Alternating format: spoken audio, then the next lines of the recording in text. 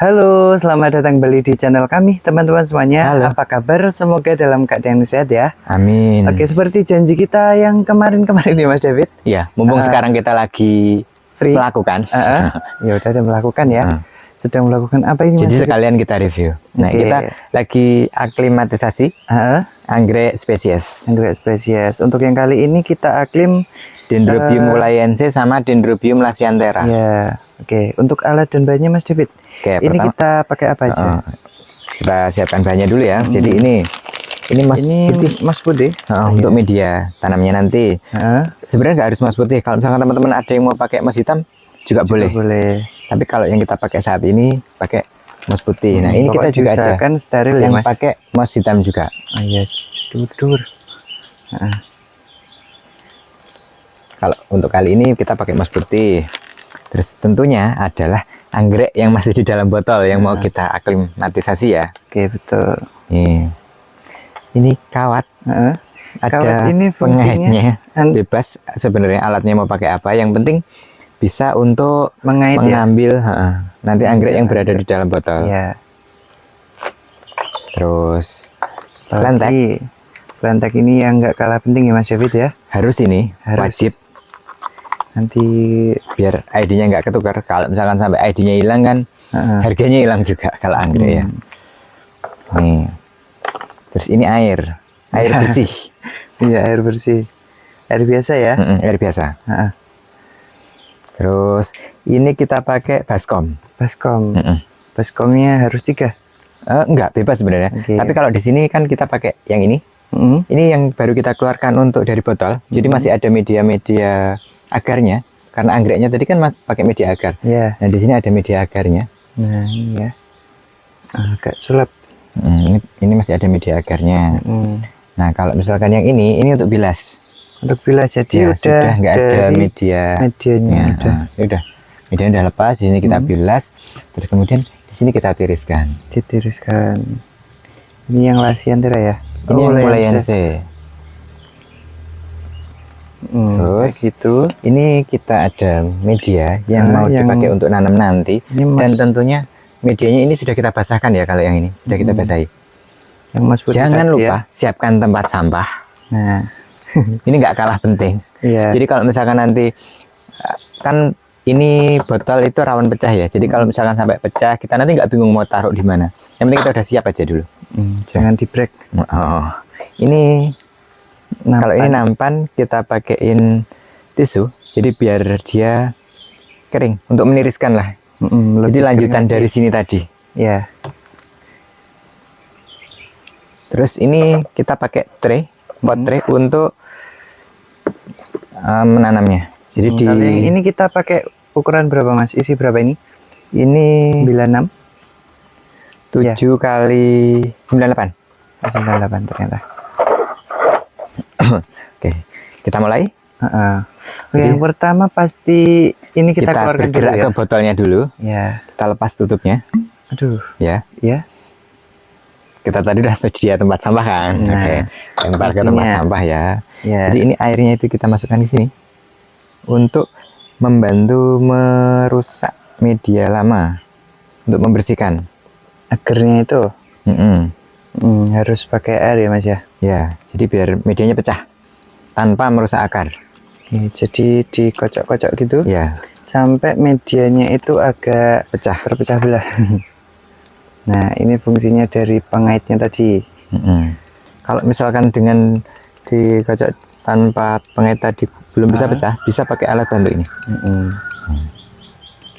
Nah, ini nanti akan kita ambil dikit-dikit. Hati-hati teman-teman ya, kita nariknya itu dari pangkal batang seperti ini. Pangkal batangnya teman-teman. Ya. Jadi memang masih kecil ini rawan patah. Jadi biar akarnya aman, tunasnya juga aman.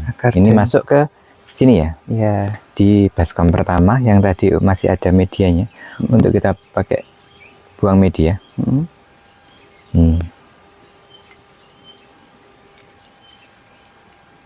Dan kalau misalkan mau beli anggrek botolan, itu teman-teman harus dipastikan ya sudah siap aklim. Satu, kalau bisa itu usahakan yang daunnya sudah sundul botol. ciri-cirinya. Salah satunya daunnya udah sundul botol gitu. Iya, dan akarnya udah banyak. Nah, ini akarnya.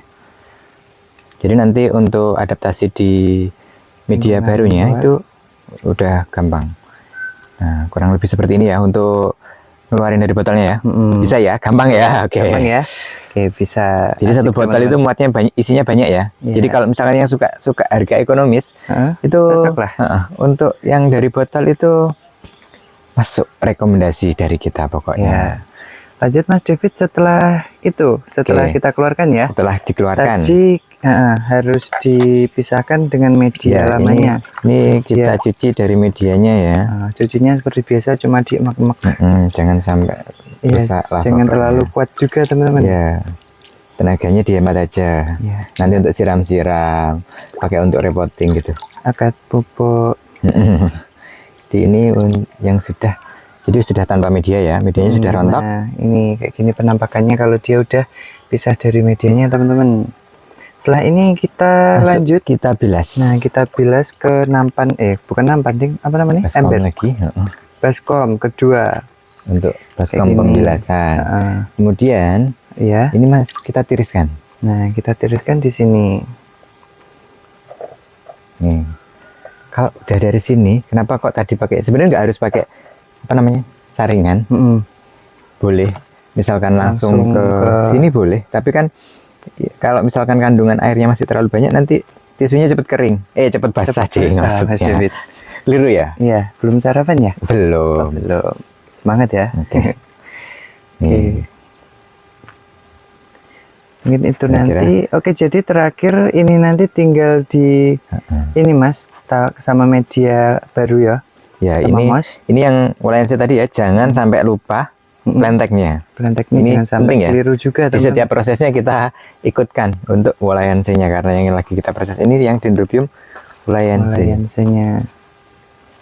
Oke. Nah, kita geser ke sini. Sudah selesai. Ini lanjut penanamannya. Kalau ini kita pakai yang Dendrobium lasianthera yang sudah ditiriskan. Ya kira-kira 10-15 menit lah untuk meneruskan. Yang penting sudah tidak terlalu basah. Ini pakai emas yang udah dibasahkan tadi. Dan jangan lupa plenteknya. Iya, plenteknya jangan sampai lupa. Penting banget itu ya. Sebenarnya kalau misalkan potnya bisa pakai yang fleksibel cup, pot seedling itu kecil-kecil yang transparan itu boleh. Tapi kita lebih suka yang ini dulu. Notonya gampang. Nanti seumpama sudah siap dipindah, pencabutannya juga gampang teman-teman. Ini demo kayak gini. Ada tipsnya nggak nih Mas David? Ada. Jadi kalau misalkan nanam anggrek, itu prinsipnya seperti ini. Jadi bagian pangkal batang itu jangan sampai tertutup media. Pangkal batang ya. Jadi cuma akarnya yang di apa namanya? Yang ketutupan. Nah, cuma akarnya aja. Oke, coba ini kita ikut-ikutan tunjukin lagi. Oke, kita ulang ya. Nih, ini yang tanaman kedua. Kita ambil medianya. Ya, jangan goyang-goyang. Kita taruh di bawahnya. Dibuntel mubeng ya, melingkar. Jadi kira-kira udah nggak jatuh kan? Si anggreknya.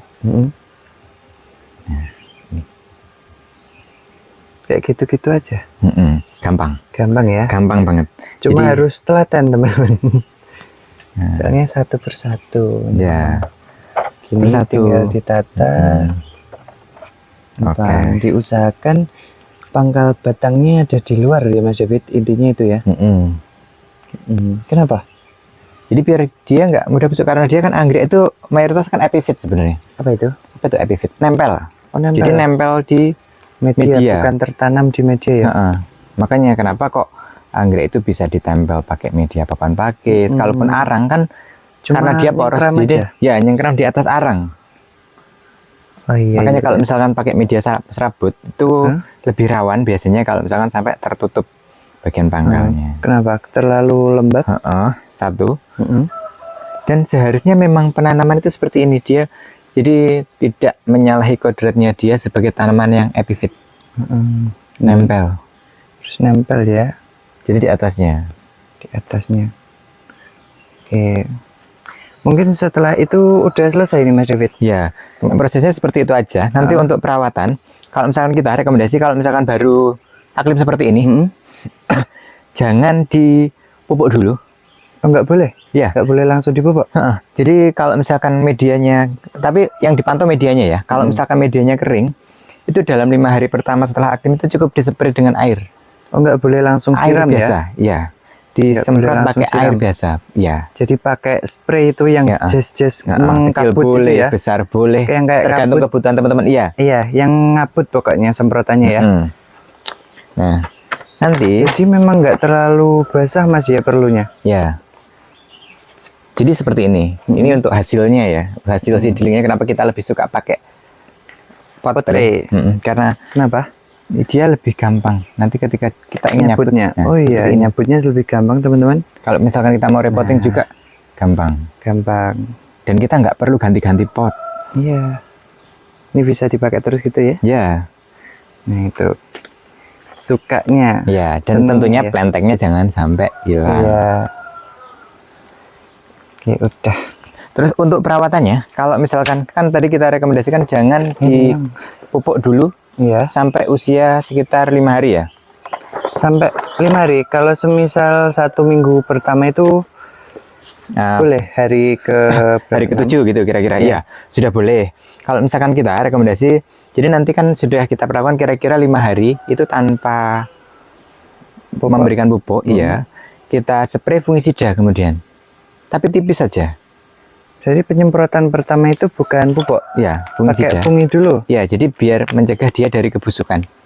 Biar dia nggak mudah busuk. Nah, kalau kita ini pakai fungisida Repack ini. Ini berbahan aktif mancozeb. Jadi kalau misalkan teman-teman nanti ada yang mau, boleh. Kita juga ada yang kemasan 250 gram ini dari Repack. Ini harganya 25.000. 200 gram 25.000. Nah, kemudian untuk merek dagangnya apa itu Mas David? Kalau misalkan teman-teman ada yang mau juga, sebenarnya banyak merek dagang yang bisa digunakan. Nah, kalau misalkan yang kita pakai ini Best Blue. Best Blue ya. Kalau misalkan ada yang mau kemasan aslinya juga ada, kemasan 800 gram. Best Blue. Nah, kalau yang ini, kemudian pupuknya itu kita gunakan yang pupuk pertumbuhan sama vitamin B1 nanti untuk merangsang perkembangan selnya. Jadi nanti sekitar usia 1 minggu itu sudah mulai kita lakukan pemupukan dengan vitamin B1 dan pupuk pertumbuhan. Ya. Ciri-ciri pupuk pertumbuhan itu apa sih Mas? Apa Mas? Jadi kebanyakan merek dagang itu mengeluarkan dengan warna hijau muda ataupun hijau tua. Tapi yang paling penting itu adalah unsur NPK-nya. Jadi yang pupuk untuk pertumbuhan itu yang tinggi adalah N-nya. Jadi nitrogennya itu paling tinggi. Ini kan 22 nitrogen, 17 fosfat dan 15% kaliumnya. Jadi NPK. Terus ini masih ada tambahan unsur lain, unsur mikro. Kali ini makro sekunder lah kalau magnesium. Nah, di sini kalau untuk N itu fungsinya untuk daun. Untuk daunnya? Ya, jadi pertumbuhan daunnya. Fosfat itu batang dan akarnya. Jadi untuk yang pertumbuhan ini fosfatnya juga perlu. Kaliumnya yang kecil, yang paling kecil di antara ketiga unsur ini. Kenapa Mas? Karena dia belum terlalu membutuhkan ini, jadi kebutuhannya masih kecil.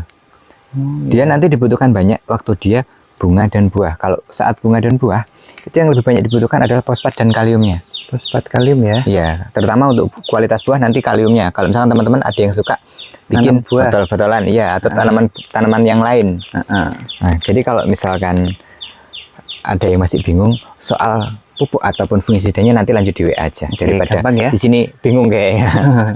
Gampang untuk konsultasi, WA-nya Mas David selalu. Iya, nanti kita cantumkan di deskripsi seperti biasanya.